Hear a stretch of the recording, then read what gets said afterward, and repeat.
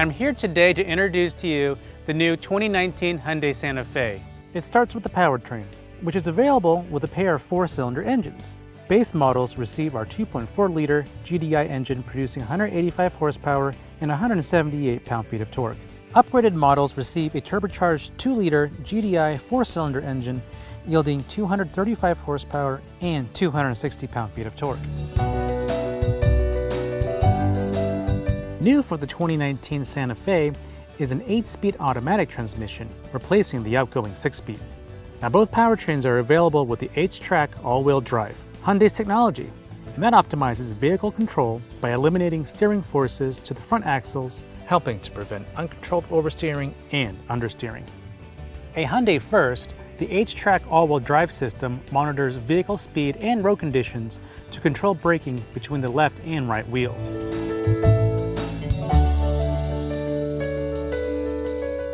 One of the things that we did in the past 4 to 5 years in developing the new Santa Fe is we worked closely with our engineers. And in doing so, we have changed the positioning of the rear suspension such that the shocks are more vertical. This means that the forces from the suspension are better aligned with consumer expectation and improving that ride quality. Now, our all-new Santa Fe comes in 5 different trim levels, starting from the SE and running up to the Ultimate that you see behind me here today. It starts at about $25,500 for the front-wheel drive MSRP, running up to about $35,450. As strong as the segment is, we feel we have one of the best, if not the best, competitor in the market today.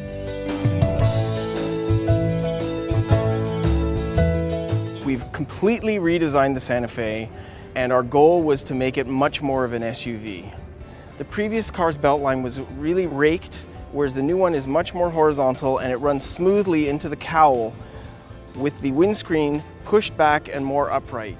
This gives the car a much stronger, more purposeful appearance. It also makes the hood seem longer, which makes it much more powerful. The previous car was leaned back, whereas the new one has a much more purposeful stance, like a linebacker, pushing forward into the wind. The headlamps are now stacked, with the functionality separated between the upper DRL and the lower main combi unit. We have this nice, strongly bulged fender flare, and we've achieved that by actually having an undercut here that lets us pull the fender out a little bit more so that it looks a little bit stronger. On the interior, the main theme was inspired by an A-frame wave that comes around and breaks behind the Navi screen. This allowed us to push the rest of the instrument panel down as low as possible to give a wide open feel when you're sitting in the car. You can see the contrast stitching both on the doors, seats, and on the instrument panel really emphasizes the quality that we've put into the vehicle. We've immersed the driver in technology with available 7-inch cluster and 8-inch display for the Navi screen.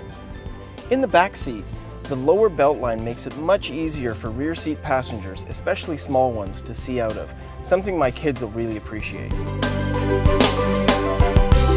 Thank you for joining me on this tour of the new Santa Fe today.